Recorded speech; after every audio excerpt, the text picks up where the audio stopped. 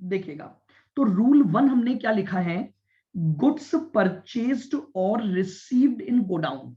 माल हमारे गोडाउन में आ चुका है लेकिन इनवॉइस प्रिपेयर नहीं हुई है। तो अगर इनवॉइस प्रिपेयर नहीं हुई तो हमने अभी तक एंट्री नहीं की होगी, बट माल मेरे गोडाउन में आ चुका है तो फिजिकली वो मेरे गुड्स में ऐड होना चाहिए, तो मैं इमीडिएटली उसे परचेजेस में ऐड कर दूंगा। आ जाओ, अगर इनवॉइस प्रिपेयर हो गई तो मैंने इसका मतलब एंट्री पास कर दी, लेकिन फिजिकली वो गुड्स मेरे गोडाउन में आया ही नहीं है। तो जब मैं फिजिकल गुड्स को चेक कर रहा हूं तो एंट्री भले ही हो चुकी है, लेकिन जब वो गुड्स मेरे गोडाउन में नहीं आया तो मुझे उसे लेस करना पड़ेगा क्योंकि फिजिकली वो प्रेजेंट नहीं है मेरे गोडाउन में। रूल नंबर 3, मैंने सेल्स की इनवॉइस प्रिपेयर कर दी, तो मतलब सेल्स बुक कर दी मैंने, लेकिन फिजिकली वो माल अभी भी मेरे गोडाउन में पड़ा है। क्यों? क्योंकि अभी तक वो डिस्पैच नहीं हुआ। तो मैंने सेल्स रिकॉर्ड कर दी बट फिजिकली वो माल अभी तक सेल नहीं हुआ, तो मैं उसे सेल्स में से क्या कर दूंगा, हटा दूंगा। और अगर मैंने माल डिस्पैच कर दिया है लेकिन इनवॉइस प्रिपेयर नहीं हुई, तो इसका मतलब मैंने रिकॉर्ड तो नहीं किया लेकिन फिजिकली वो माल मेरे गोडाउन से जा चुका है। तो जब मैं फिजिकली बात कर रहा हूं तो मैं ये बोलूंगा कि इसे सेल्स में ऐड कर दो ताकि ये मान लूं कि ये माल सेल हो गया है। ये 4 रूल हमारे पास इस एडजस्टमेंट को लेकर हैं और इसको लेकर हमारा दिसंबर 2019 में एक क्वेश्चन आया जिसमें 2 एडजस्टमेंट इन्होंने कवर किए थे। तो आप सभी निकालेंगे क्वेश्चन नंबर 19।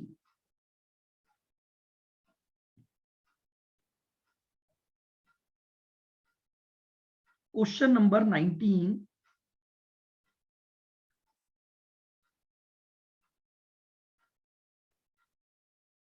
दिसंबर 2019। देखो ये क्या बोल रहा है, on 2 June 2019 the stock of mister black was destroyed by fire. पहले तो मैंने लिख लिया मेरा करंट ईयर और प्रीवियस ईयर। आग लगी है 2 जून को।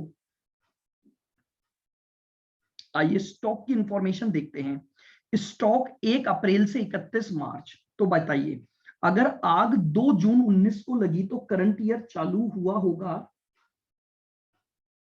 1 अप्रैल 2019 से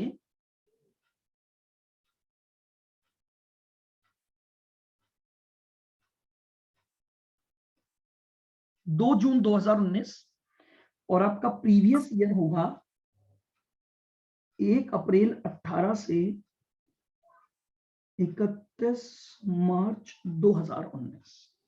ये आपके पास करंट ईयर आ गया और ये प्रीवियस ईयर आ गया। आइए आगे बढ़ते हैं। क्वेश्चन में हमें क्या क्या डेटा दिया है। ओपनिंग स्टॉक दे रखा है 1 अप्रैल 2008 का, क्लोजिंग स्टॉक दे रखा है 31, हाँ बस अभी स्टार्ट ही किया है। क्वेश्चन नंबर 90, 31 मार्च 19 का। लेकिन इस स्टॉक में एक बात बोली है कि आपने इसे 90% ऑफ कॉस्ट पर लिखा हुआ है, यानी आपने अपने 31 मार्च के स्टॉक को अंडर वैल्यूड कर रखा है। परचेजेस फॉर द ईयर 2019 दे रखी है, सेल्स फॉर द ईयर 2019 दे रखी है, परचेजेस दे रखी है 1 अप्रैल से 2 जून तक की और सेल्स दे रखी है 1 अप्रैल से 2 जून की। अब ध्यान से सुनना, सेल्स अप टू 2 जून यानी करंट ईयर की बात कर रहा है। करंट ईयर में आपने जो सेल की ना उसमें 75,000 रुपए की सेल है, लेकिन वो गुड्स अभी तक आपने डिस्पैच ही नहीं किए हैं। इसका मतलब ये हुआ आपने इनवॉइस तो बना दी लेकिन गुड्स नहीं गए। तो क्या वो गुड्स फिजिकली आपके गोडाउन में हैं?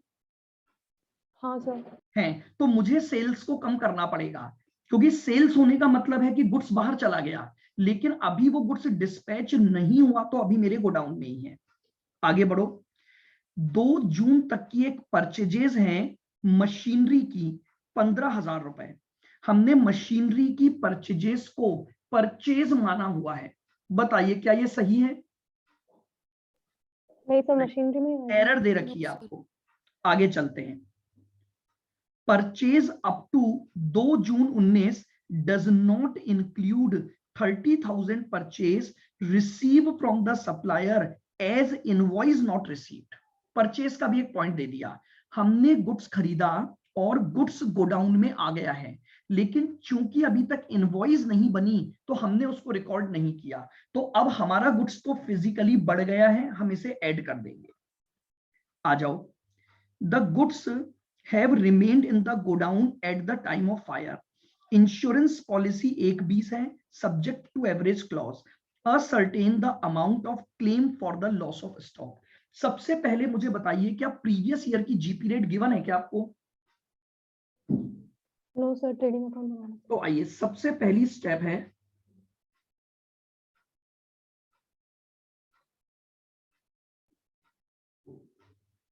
कैलकुलेशन ऑफ जीपी रेट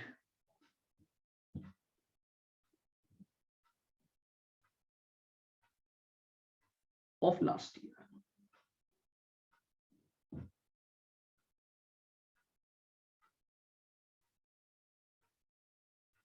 तो trading account for the year ended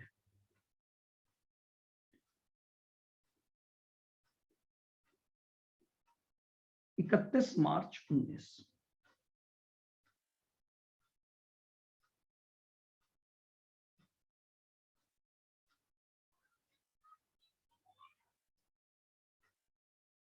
लीजिए, सबसे पहले हमें 1 अप्रैल 18 का स्टॉक चाहिए, टू ओपनिंग स्टॉक।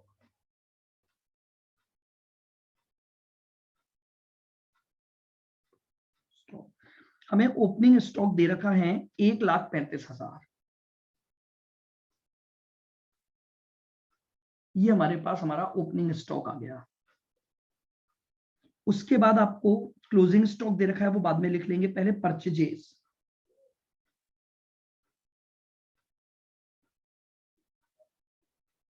इस परचेजेस में कोई एरर नहीं है, क्योंकि जो भी एरर और वो है वो सब करंट ईयर की परचेज में है। तो ये 645 आ गया।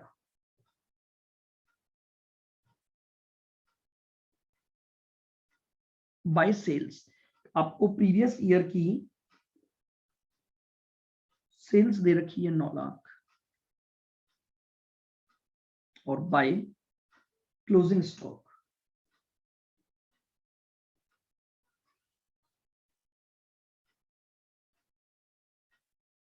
आइए, रूल क्या था?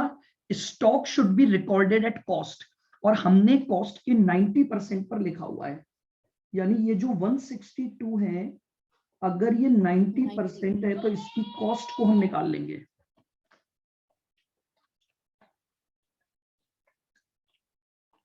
एक लाख 80।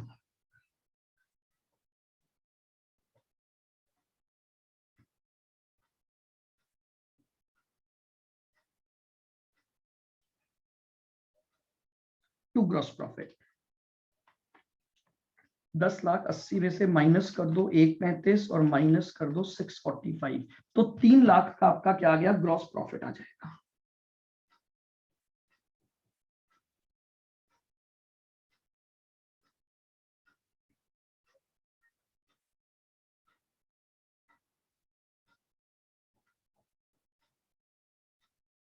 जीपी रेट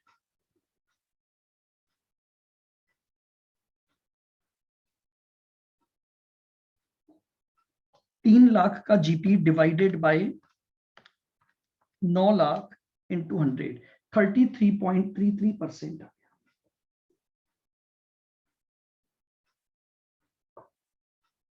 ये लीजिए, ये हमारी स्टेप नंबर 1 हो गई।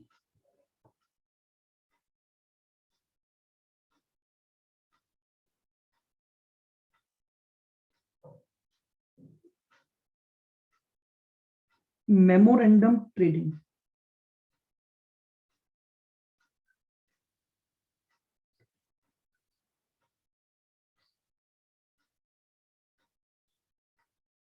फ्रॉम 1 अप्रैल 2019 से 2 जून 2019।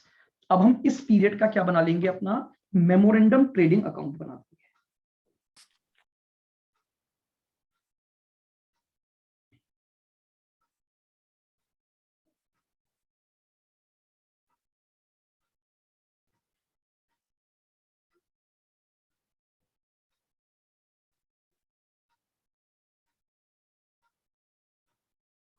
टू ओपनिंग स्टॉक, तो ओपनिंग स्टॉक हमने पिछले साल से कॉपी कर लीजिए, कॉस्ट पर 180 हमारा ओपनिंग स्टॉक आ गया।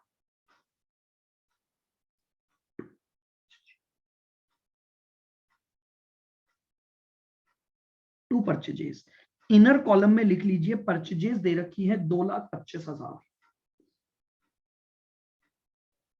अब दो एडजस्टमेंट हैं। एडजस्टमेंट नंबर 1, हमने परचेज में परचेजेस ऑफ प्लांट इंक्लूड कर रखा है, तो लेस कर दीजिए प्लांट परचेज्ड। प्लांट की परचेजेस इसमें नहीं आ सकती 15,000, प्लांट यानी मशीनरी पे। और दूसरा ट्रांजैक्शन क्या था, हमने एक गुड्स फिजिकली तो रिसीव कर लिया, बट अभी तक हमने उसकी अकाउंटिंग नहीं की, तो उसे आप क्या कर देंगे, ऐड कर देंगे, क्योंकि वो गुड्स मेरे गोडाउन में आ चुका है। तो ऐड कर दीजिए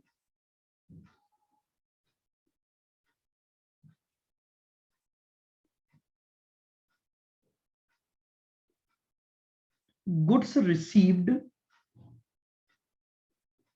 बट इनवॉइस नॉट रिसीव्ड।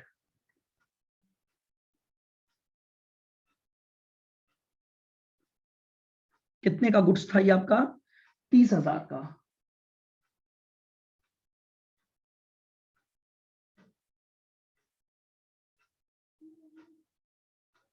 लीजिए, ये आपके पास क्या आ गई, आपकी नेट परचेजेस आ गई 2,40,000।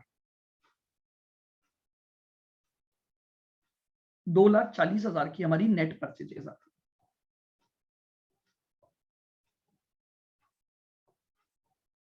बाय सेल्स, हमारी सेल्स है 1 अप्रैल से 2 जून तक की 4,80,000, लेकिन ये बोल रहे हैं सेल्स में हमारे 75,000 का गुड्स वो है जो हमने अभी तक डिस्पैच ही नहीं किया। तो अगर डिस्पैच ही नहीं किया तो वो अभी भी मेरे गोडाउन में है, तो उसमें सेल्स में से कम कर दो, less.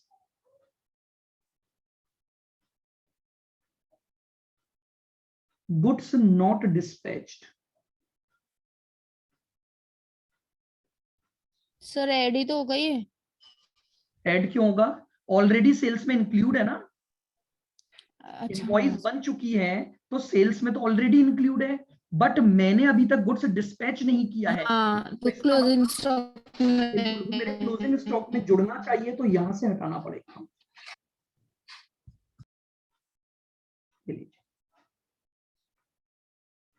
4,05,000।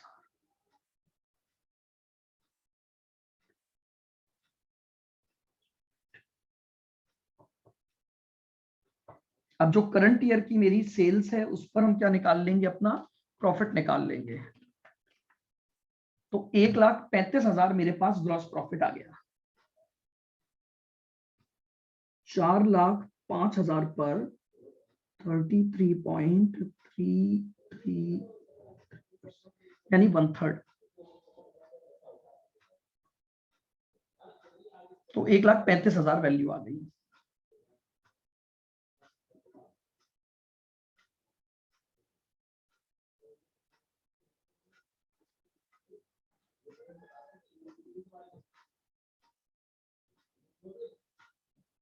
By closing stock balancing figure, तो 135 प्लस 1,50,000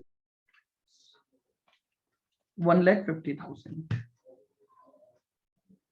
यानी आग लगने के दिन मेरे गोडाउन में 1,50,000 का माल था। ठीक है, क्या आपको कहीं भी कुछ सैल्वेज वैल्यू ऑफ गुड्स दिया हुआ है?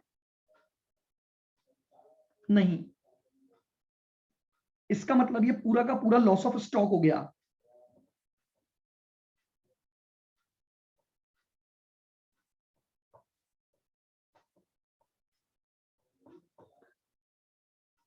तो लॉस ऑफ स्टॉक निकालोगे,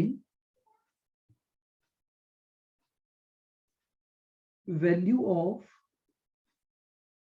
सर एक क्लोजिंग स्टॉक की वैल्यू दिखाना। 1,50।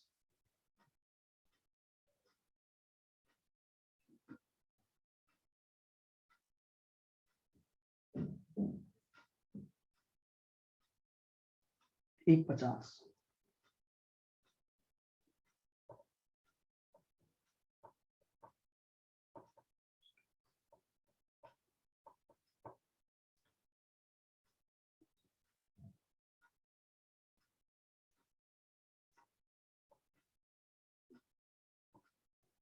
ये आपके पास लॉस ऑफ स्टॉक आ गया 1,50,000। ये लीजिए।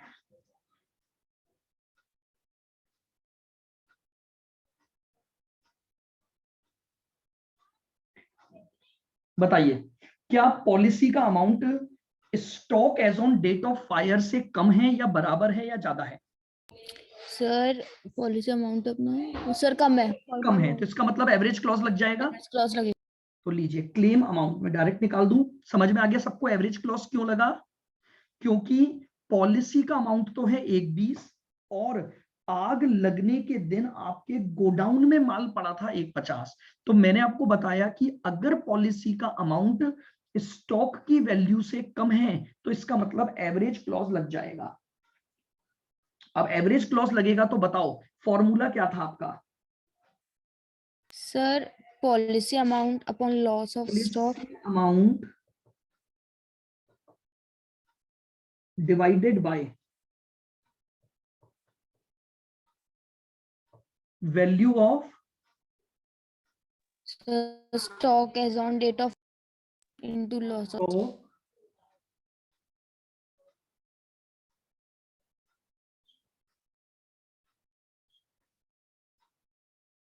As on date of fire और मल्टीप्लाई बाय सर ये लॉस लॉस ऑफ स्टॉक।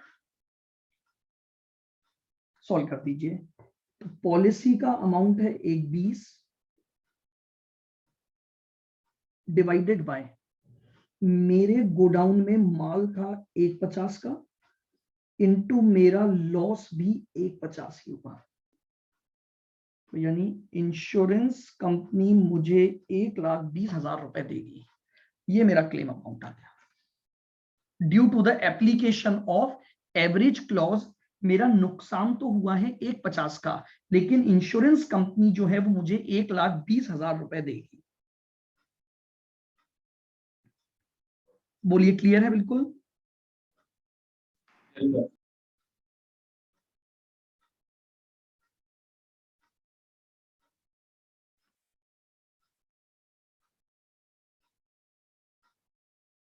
चलिए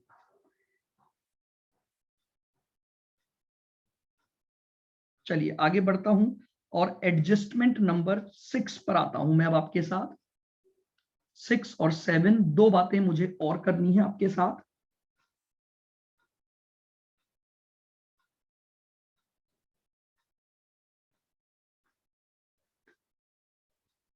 adjustment number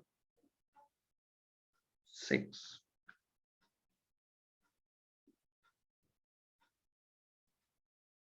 goods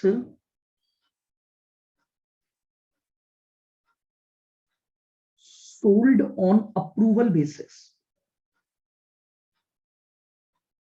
goods sold on approval basis.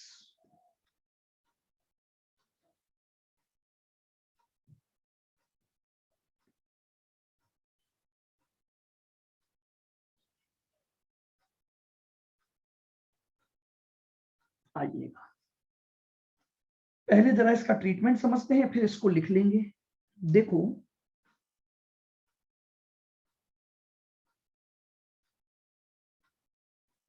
ये है मिस्टर ए,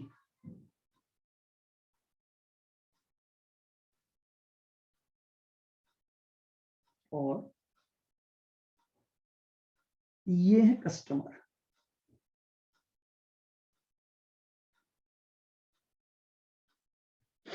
मेरी बात ध्यान से सुनना, ये जो कस्टमर है ये मिस्टर ए के पास आया और आकर मिस्टर ए को बोला कि अंकल अंकल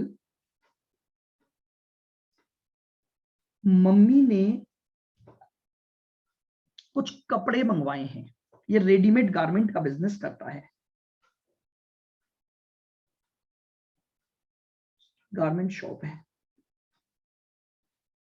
सुनना बहुत ध्यान से। तो ये कस्टमर था जो कस्टमर थी, ये अंकल के पास गई और बोली अंकल अंकल मम्मी ने बोला है कि कुछ कपड़े दे दो, पसंद आ जाएंगे तो हम रख लेंगे, नहीं तो हम आपको वापस कर देंगे। तो जब इस आधार पर मिस्टर ए इस कस्टमर को माल देंगे कि भैया अगर पसंद आ जाए तो रख लेना, नहीं तो वापस दे देना, इसी को कहा जाता है goods sold on approval basis. अब क्या हुआ वो सुनिएगा, बिल्कुल धीरे धीरे आराम से मेरी बात को सुनना। तो मिस्टर ए ने क्या किया, इस कस्टमर को कॉस्ट ऑफ ₹40,000 at 20% प्रॉफिट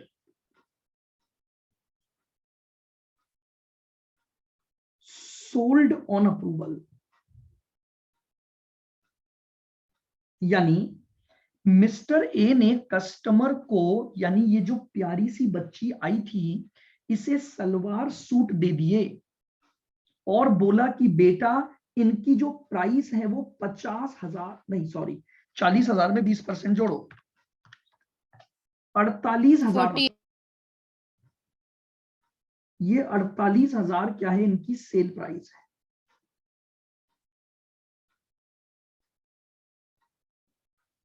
मेरी बात को बहुत ध्यान से सुनना।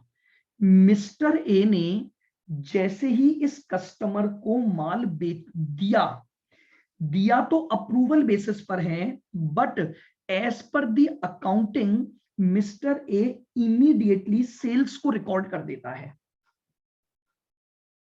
48,000 रिकॉर्डेड एज सेल्स। इसने इमीडिएटली से सेल्स बना दिया। अगर ये सेल्स न बनाए तब तो कोई एडजस्टमेंट ही नहीं हुआ। हम बात ये कर रहे हैं कि आपने माल भेजा, ध्यान से सुनोगे मेरी बात को बिल्कुल, और माल को अप्रूवल बेसिस पर दिया और आपने उसे अपनी सेल्स में रिकॉर्ड कर दिया।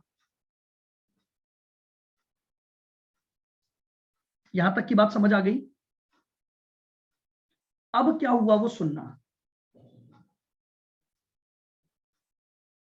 ईयर एंड पर, या मैं बात कर रहा हूं अभी तो आग लगने पर, आग लगने के टाइम तक इस कस्टमर की कोई अप्रूवल नहीं आई थी। इस कस्टमर ने आकर नहीं बताया कि अंकल अंकल मुझे सूट पसंद आए या नहीं आए। मुझे बताओ, जब अभी तक गुड्स की अप्रूवल नहीं आई तो क्या आप 48,000 को अपनी सेल्स मान सकते हो क्या? No sir. नहीं मान सकते। लेकिन एक और समस्या है, ये माल अभी भी पड़ा किसके पास है? कस्टमर के पास आ गया या कस्टमर के पास ही पड़ा है? कस्टमर के पास। अब आग लगी मेरे गोडाउन में तो क्या वो माल भी जल जाएगा क्या? आग नो सर, हमारे पास में तो ही नहीं ना। हाँ समझ रहे हो मेरी बात को। आग लगी है मेरे गारमेंट शॉप में तो कस्टमर के पास जो माल पड़ा है वो नहीं जलेगा। तो इसका मतलब, मेरी बात को आप समझ पा रहे हो मैं आपको क्या बताना चाह रहा हूं? जब कोई भी गुड्स अप्रूवल बेसिस पर बेचा जाता है, तो मैं अगर उसकी अभी तक कंफर्मेशन नहीं आई है तो मुझे इमीडिएटली अपनी सेल्स को कम करना पड़ता है। लेकिन एक समस्या आ गई, सेल्स जैसे ही कम करूंगा तो स्टॉक बढ़ जाएगा। आपको इसको मैं थोड़ा सा और प्रैक्टिकली लेकर चलता हूं। ये आपका ट्रेडिंग अकाउंट बनता है। सर ये लिखना है क्या एग्जांपल? बाद में आराम से लिख लेना, मैं बिल्कुल आपको उतारने का मौका दे दूंगा। लिखोगे तो बाद में आपको फ्यूचर में ये चीजें याद रहेंगी। आओ, ये मेरा ओपनिंग स्टॉक है, ये मेरी परचेज है, यहां मेरी सेल्स आती है और मेरी क्लोजिंग स्टॉक आता है। अब मैं आपसे एक बहुत सिंपल सी बात पूछ रहा हूं, मैं अगर सेल्स को कम करूं तो बताओ क्या क्लोजिंग स्टॉक ऑटोमेटिकली बढ़ जाएगा कि नहीं बढ़ जाएगा? Yes sir. लेकिन प्रॉब्लम यह है कि फिजिकली तो वो माल मेरे गोडाउन में ही नहीं है ना, कैसे बढ़ा दूं? क्या वो हाँ माल सर। जला होगा क्या? No no sir. सर। लेकिन सेल्स को तो कम करना जरूरी है क्योंकि अभी तक मैंने प्रॉफिट भी नहीं कमाया। सेल्स सर दोनों ही करने हैं। दो काम करने हैं, जानते हो, यही इसलिए एक नया एडजस्टमेंट बना। ये मेरी बात को सुनना, आपने माल अप्रूवल पर बेचा और अभी तक अप्रूवल नहीं आई तो वो आपकी सेल्स नहीं हो सकती, तो सेल्स में से तो हटाना पड़ेगा। लेकिन एक प्रॉब्लम हो गई, अगर मैं सेल्स में से हटाऊंगा तो इसका मतलब क्लोजिंग स्टॉक बढ़ गया मेरा, तो और क्लोजिंग स्टॉक मुझे बढ़ाना नहीं है। क्यों? क्योंकि माल जब जला तो ये माल मेरे गोडाउन में तो था ही नहीं। तो अब इसका ट्रीटमेंट कैसे करना पड़ेगा? तो अगर कोई भी गुड्स जो अप्रूवल बेसिस पर भेजा गया, आपको उसका दो अलग अलग ट्रीटमेंट करने पड़ेंगे। सुनोगे अब ध्यान से मेरी बात को।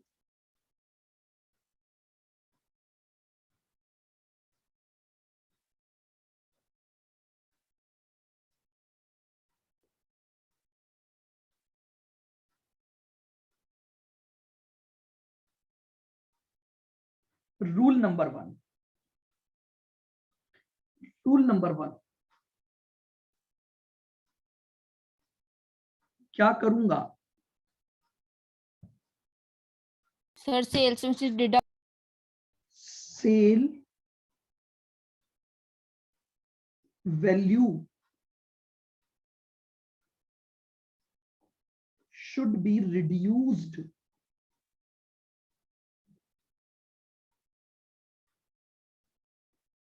if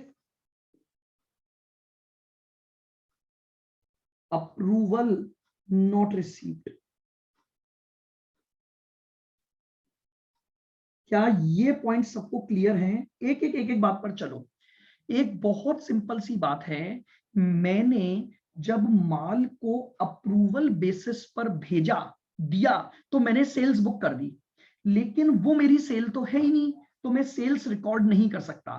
तो मुझे इमीडिएटली क्या करना पड़ेगा? सेल्स को कम करना पड़ेगा।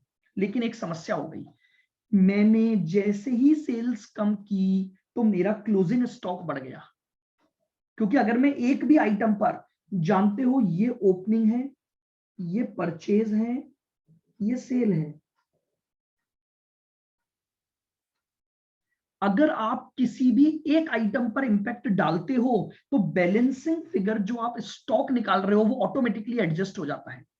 तो प्रॉब्लम ये हुई, जब मैंने सेल्स को कम किया तो ऑटोमेटिकली स्टॉक बढ़ गया, लेकिन स्टॉक को मैं बढ़ा ही नहीं सकता क्योंकि फिजिकली वो गुड्स मेरे पास नहीं है।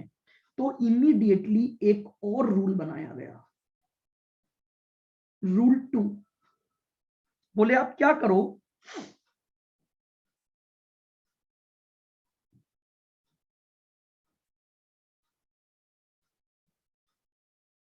Cost price of goods sold on approval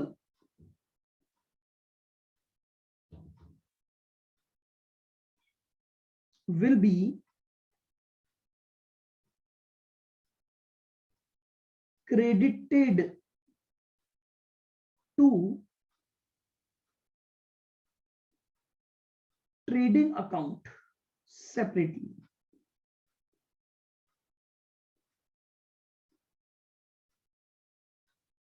बोले आप ट्रेडिंग अकाउंट में सेपरेटली दिखा दो बाय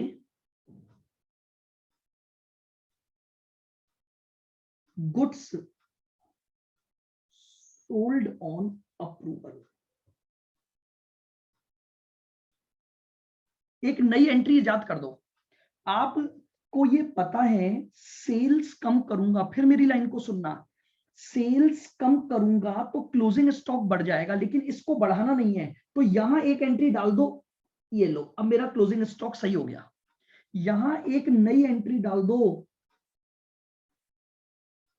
गुड्स ऑन अप्रूवल। लीजिए, मेरी अकाउंटिंग बिल्कुल सही हो गई। मेरे को पता है कि वो मेरे स्टॉक में जुड़ना चाहिए, बट प्रॉब्लम ये, मैं यहां जो स्टॉक निकाल रहा हूं वो फिजिकल स्टॉक निकाल रहा हूं आग लगने के दिन, तो मेरे स्टॉक की वैल्यू इंक्रीज ना हो जाए, इसलिए मुझे एक क्रेडिट एंट्री नई बनानी पड़ेगी, और वो क्रेडिट एंट्री बना दूंगा गुड्स सोल्ड ऑन अप्रूवल के नाम से। ये दो अकाउंटिंग ट्रीटमेंट करने पड़ेंगे अगर ये एडजस्टमेंट मेरे पास आया तो। अब ऑटोमेटिकली मेरे पास मेरी अकाउंटिंग बिल्कुल करेक्ट हो गई, और बैलेंसिंग फिगर वही स्टॉक निकलेगा जो मेरे गोडाउन में है। एक बार उतार लो, फिर मैं वापस इसको समझाता हूं। हाँ जी, बोलो। सर जब आपने ये जब पहले भी सिखाया था ना, ये गुड सोल्ड ऑन अप्रूवल वाला हाँ जी, फाउंडेशन का अपन, तो सर तब भी तो अपन बोलते थे ना, या तो सेल्स में लिख लो या सेपरेटली भी अपन शो कर सकते हैं बाय गुड बिल्कुल। सोल्ड ऑन, है लेकिन ना? जानते हो, वहां पर सेपरेटली शो करने से वो क्लोजिंग स्टॉक में जुड़ जाता था। अच्छा। आप समझो, क्योंकि मैं ये मानता हूं कि माल भले ही कस्टमर के पास पड़ा हो, बट है तो वो मेरा ही, हम्म। तो मेरे क्लोजिंग स्टॉक में तो काउंट होगा ना, अकाउंटिंग हाँ। पर्पस से, तो समझ रहे हो आप। लेकिन हाँ। यहां मैं क्या बोल रहा हूं, मुझे इसको हर हालत में अलग ही दिखाना पड़ेगा, ताकि वो मेरे क्लोजिंग स्टॉक में इंक्लूड ना हो। अच्छा, क्लोजिंग स्टॉक सेपरेटली शो हो जाए और ये गुड्स अलग शो हो जाए। बिल्कुल, क्योंकि यहां इस चैप्टर का जो ऑब्जेक्ट है ना, वो ये है कि आग लगने के दिन फिजिकली मेरे गोडाउन में क्या वैल्यू पड़ी थी। वहां पर जब मैंने आपको बताया था, तो मैंने ये बताया था कि जब आप माल को अप्रूवल बेसिस पर बेचते हो फाइनल अकाउंट्स के टाइम पर, तो वो सेल्स में से कम हो जाता है, और उसकी कॉस्ट को क्लोजिंग स्टॉक में ऐड कर देते हैं। क्लोजिंग स्टॉक में ऐड इसलिए करते हैं ताकि हमें यह पता लग जाए कि वो स्टॉक भी हमारा ही है। लेकिन आज मैं आपको एक नई चीज बता रहा हूं, क्योंकि एक स्पेशल ट्रांजैक्शन है। मैं ये बोल रहा हूं, भले ही वो मेरा स्टॉक है, बिल्कुल है, एग्री, मेरे ट्रेडिंग पीएनएल में तो वैसे ही जाएगा, ये तो outside the books of accounts हो रहा है, लेकिन मैं इसका क्लेम कैसे ले लूंगा? जो माल कस्टमर के घर पे पड़ा है, तो मैं उसका क्लेम आग लगने का कैसे ले सकता हूं? तो इसलिए यहां मुझे हर हालत में उसकी कॉस्ट प्राइस की एक सेपरेट एंट्री करनी पड़ेगी, ताकि मेरे पास बैलेंसिंग फिगर जो स्टॉक आए, वो फिजिकली वो स्टॉक आ जाए जो मेरे गोडाउन में है। आएगा, आप चिंता मत करो। हो सकता है ये लिखते समय अभी पूरी तरह से क्लियर नहीं हुआ हो, मैं आपको जब एग्जाम्पल करवाऊंगा तो वो क्लियर हो जाएगा बिल्कुल। जब तक क्लियर नहीं होंगे मैं आगे नहीं बढ़ूंगा। आपको ये 6-7 एडजस्टमेंट समझ आ गए, आप कैसा भी क्वेश्चन कर सकते हो, चाहे वो एमसीक्यू में आए, चाहे वो आपका वन वर्ड में कोई अमाउंट पूछे, या वो बड़ी केस स्टडी दे, इनके बाहर वो आपसे कुछ भी नहीं पूछ सकता। स्टेप्स 4 ही लगेंगी, लेकिन उन स्टेप्स में ये 7 एडजस्टमेंट्स इनकॉर्पोरेट हो जाते हैं। अब आप पहले इसको उतार लीजिए पूरा। एडजस्टमेंट नंबर 6, 2 रूल बन गए मेरे गुड्स सोल्ड ऑन अप्रूवल के।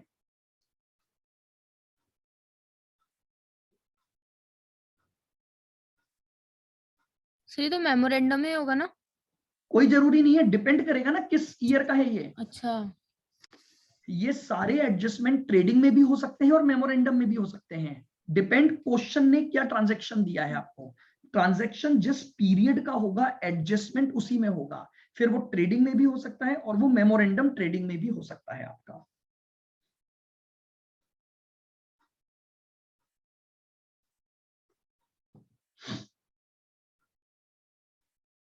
ओके।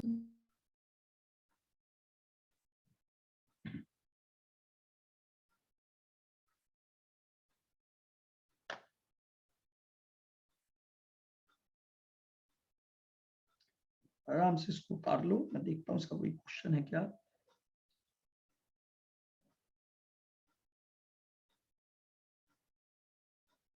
नहीं होगा तो मुझे लिखवाना पड़ेगा।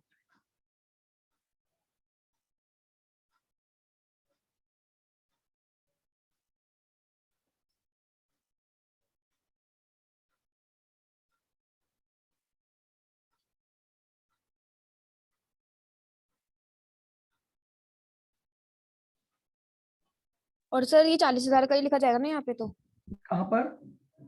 इस क्वेश्चन में तो, जिसमें इस हाँ एग्जांपल जी, में तो 40,000। सेल्स में से तो 48 कम कर दूंगा और 40 इधर दिखा दूंगा, बिल्कुल। हाँ।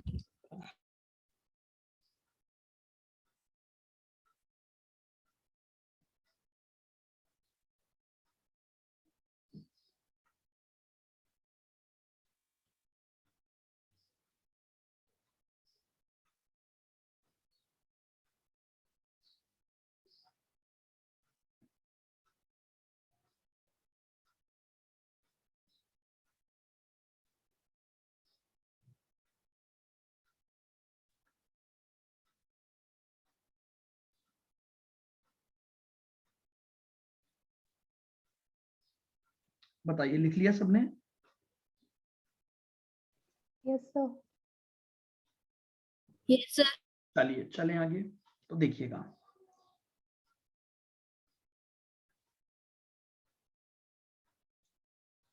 Question number 32।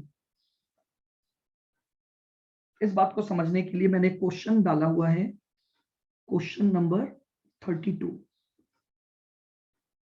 देखिएगा इसने क्या बोला है। On 30th March, fire occurred in the premises of Suraj Brothers. The concern had taken an insurance policy of ₹60,000, which was subject to average clause. From the books of accounts, the following particulars are available relating to 1st January to 31st March. Current year की बात दे रखी है। Balance sheet date पर आपका stock था पिछले साल 95,600। Purchases 170 है, जिसमें एक मशीन की परचेज 30,000 इंक्लूड है। वेजेस 50,000 है और वेजेस में 3,000 रुपए इंस्टॉलेशन ऑफ मशीन के इंक्लूड हैं।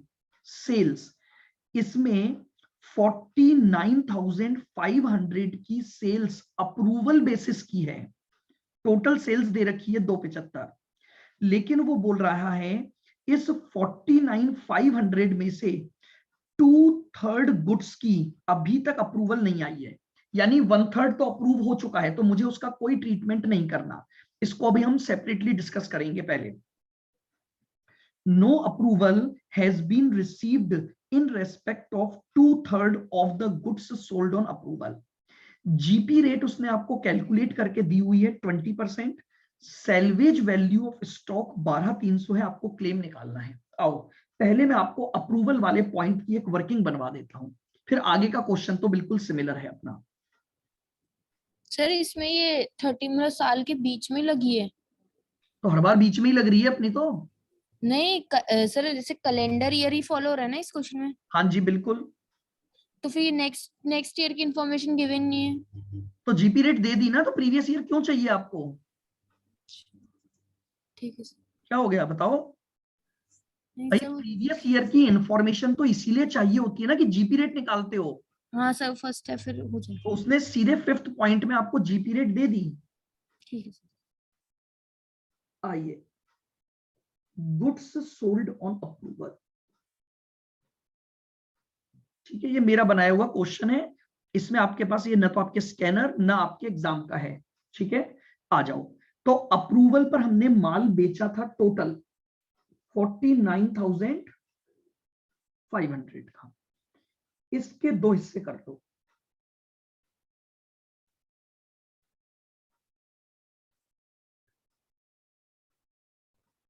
एक तो वो जो अप्रूव्ड हो गया और नॉट अप्रूव्ड। 16,500 तक। अब रुको आराम से, 1/3 का अप्रूवल हो गया है, तो 49,500 का 1/3 49,500 का 1/3, 16,500 का अप्रूवल आ चुका है। हमें इसका कोई ट्रीटमेंट नहीं करना जिसका अप्रूवल आ चुका है। 49,500 का 2/3 का अप्रूवल नहीं आया। 49,500 का 2/3 33,000। क्लियर बिल्कुल यहां तक। अब इस 33,000 के दो हिस्से करने पड़ेंगे मुझे। मेरे को सेल्स तो पता है कि 33,000 की है, लेकिन इसकी कॉस्ट कितनी है वो देखना पड़ेगा। बताओ, अगर मैं माल को बेचते समय 20% का ग्रॉस प्रॉफिट कमाता हूं, तो ये 20%, ये जो 33 है, ध्यान से सुनना बिल्कुल, मैं जो प्रॉफिट कमाता हूं वो सेल्स पर 20% कमाता हूं। मैंने कहा अगर मेरी सेल्स 100 रुपए की है तो उसमें मेरा प्रॉफिट 20 रुपए हो गया। अगर मेरी सेल्स 100 रुपए की है तो मेरा प्रॉफिट 20 रुपए हो गया, तो बताओ कॉस्ट कितनी आई? 80 रुपए। मेरी बात को फिर सुन लेना, प्रॉफिट 20% ऑन सेल्स दिया हुआ है, तो इसका मतलब अगर सेल्स 100 रुपए के बराबर है तो उसमें मेरा 20 का तो प्रॉफिट है, तो मेरी कॉस्ट कितनी हो गई? 80। क्या ये बात समझ आ गई आपको? Yes sir. तो बताओ, ये 33 अगर 100 की वैल्यू पर है तो मेरी 80 की कॉस्ट कितने के बराबर आई?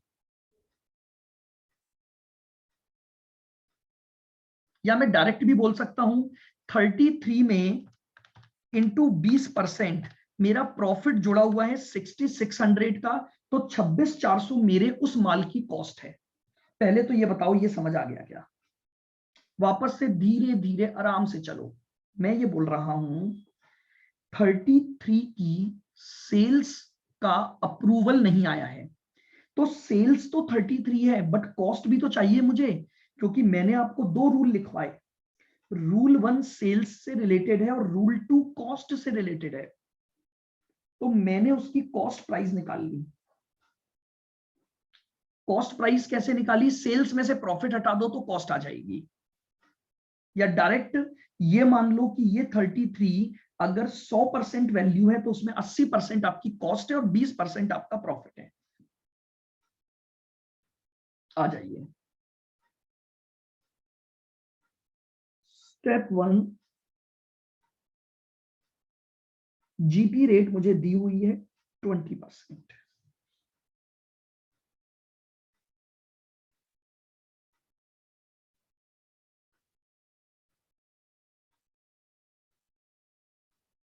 मेमोरेंडम,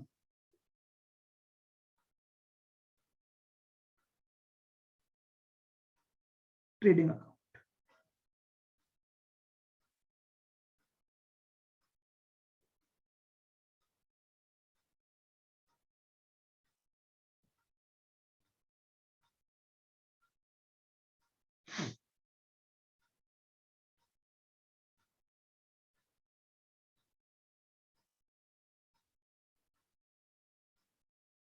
बताइए टू ओपनिंग स्टॉक कितना है आपका? 95,600 का हमारा ओपनिंग स्टॉक है।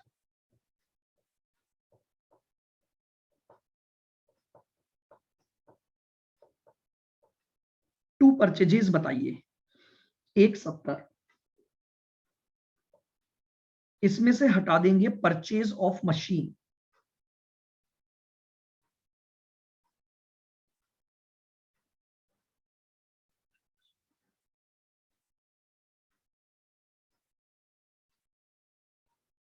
बताइए मशीन की परचेजेस कितनी दे रखी है आपको? 30,000। तो इसका मतलब मेरी नेट परचेज आ गई 1,4।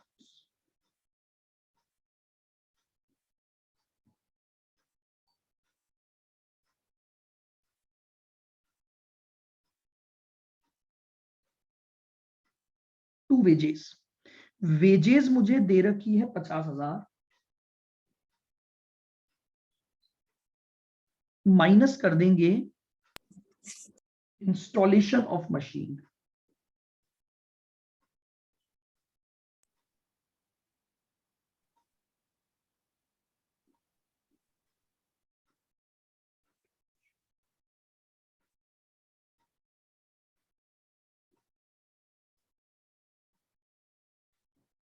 wages for installation of machine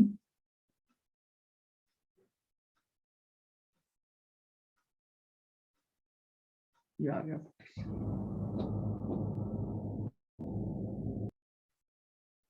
आइए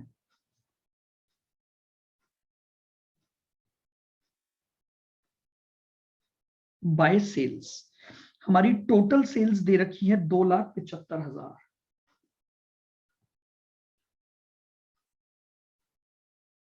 इसमें से हटा दो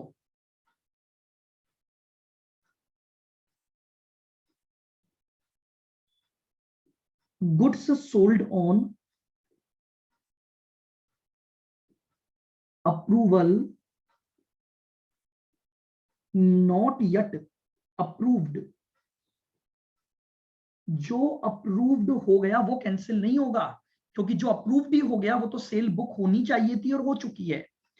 तो जो अप्रूव नहीं हुआ उसकी सेल वैल्यू है 33,000, तो 33,000 हटा दो, रिमेनिंग की मेरी सेल्स बुक हो गई।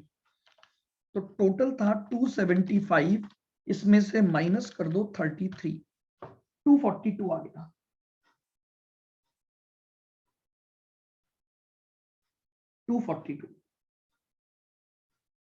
लेकिन अब जरा सोचो, यदि अगर मैं अब बैलेंसिंग फिगर स्टॉक निकाल लूंगा तो जानते हो जो अमाउंट यहां से कैंसिल किया उसकी कॉस्ट क्लोजिंग स्टॉक में जुड़ जाएगी ऑटोमेटिकली। तो मुझे अब एक और अकाउंटिंग करनी पड़ेगी, by cost of goods sold on approval. कितना? जो माल अप्रूवल पर भेजा उसकी कॉस्ट थी 26,400। ये लीजिए रूल नंबर 1 और रूल नंबर 2 दोनों मैंने आपको अप्लाई करके बता दिए। जो गुड्स अप्रूवल पर भेजा गया लेकिन जिसकी अप्रूवल नहीं आई उसको सेल्स में से कम कर दो, क्योंकि वो मेरी सेल्स के रूप में रिकॉर्ड नहीं हो सकता, क्योंकि अभी मैंने उस पर जीपी नहीं कमाया। लेकिन सेल्स में से कम करूंगा तो वो मेरे स्टॉक में जुड़ जाएगा। तो मुझे इमीडिएटली एक और काम करना पड़ेगा, जो माल अभी तक अप्रूव नहीं हुआ है उसकी कॉस्ट को सेपरेटली दिखा दो ताकि वो क्लोजिंग स्टॉक में शामिल ना हो पाए।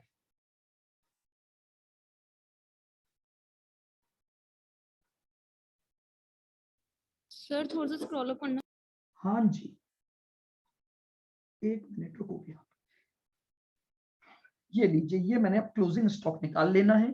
95,600 प्लस 140 प्लस 47 माइनस 242 और माइनस 26,400। सॉरी, जीपी तो निकाला ही नहीं ना मैंने, सॉरी।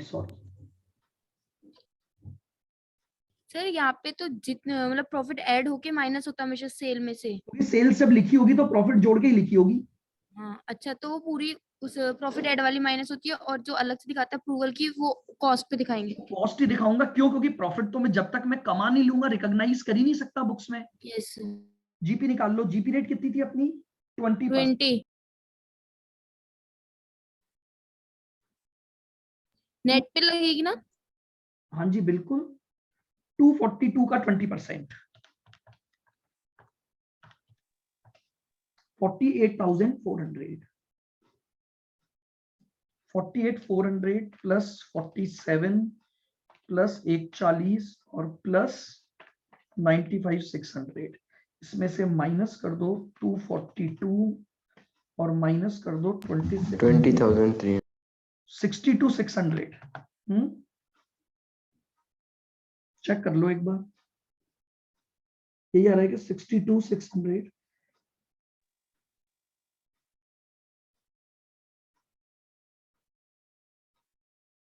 एक बार Yes. चेक कर लो, यही आ रहा है।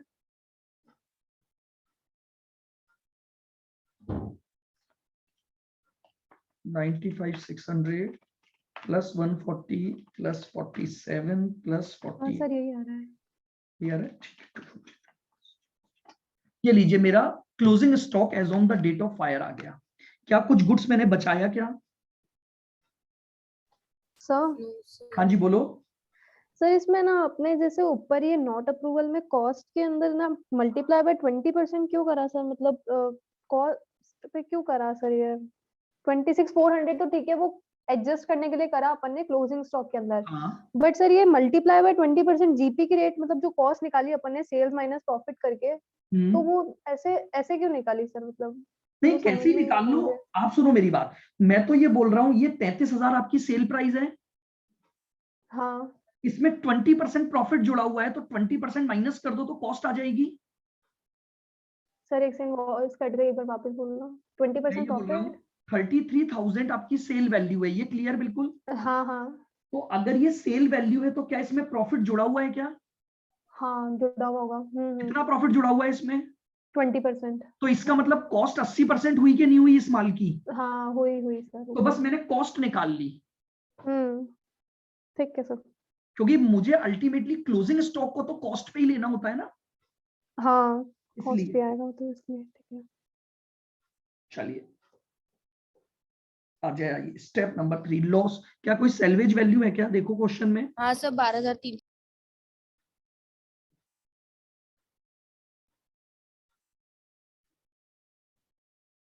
अब हम निकालेंगे loss of stock.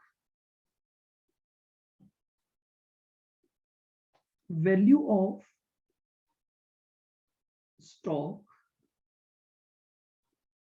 As on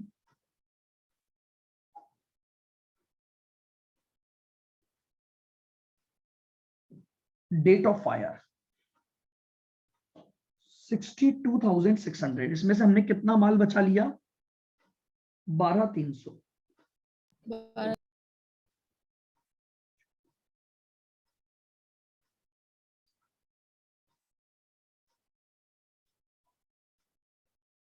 तो 12,300 का माल हमने बचा लिया।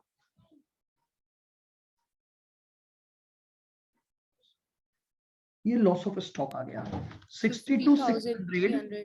माइनस 12,300, यानी हमारा नुकसान हो गया 50,300 का। बताइए क्या पॉलिसी का अमाउंट दे रखा है? Yes sir. क्या एवरेज क्लॉज लग रहा है?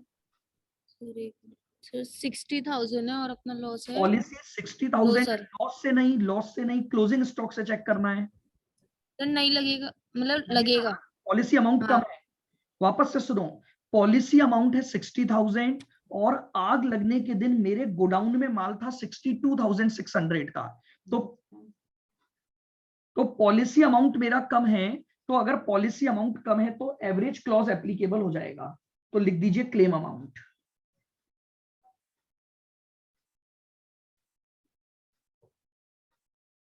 फॉर्मूला बोलिए क्या था? Policy amount upon policy value of amount यानी 60,000 divided by stock stock value is on as date on the of date of fire और multiply by loss of loss of stock. 60,000 divided by 62,600 into, तो ये आ गया 48,211। ये लीजिए, ये मेरा claim amount आ गया।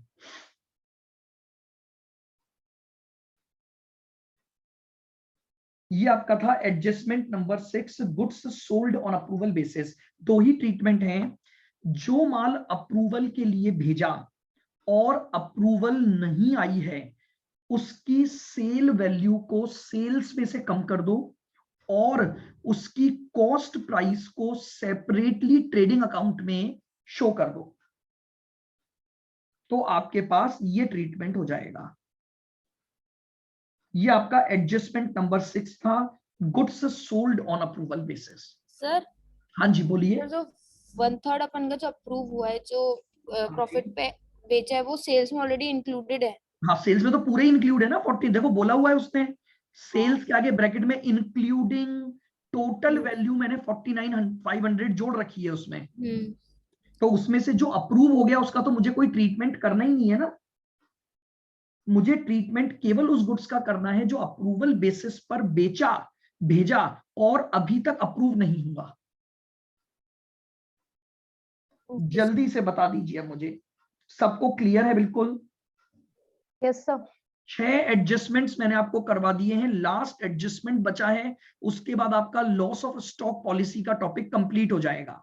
आप देख लीजिए, हर में स्टेप 4 ही लगा रहा हूं, जीपी रेट ढूंढना है, मेमोरेंडम ट्रेडिंग बनाना है, लॉस ऑफ स्टॉक निकालना है और क्लेम अमाउंट। बस ध्यान रखना है कि अगर एडजस्टमेंट्स दिए हुए हैं तो वो एडजस्टमेंट आप कैसे अप्लाई करोगे।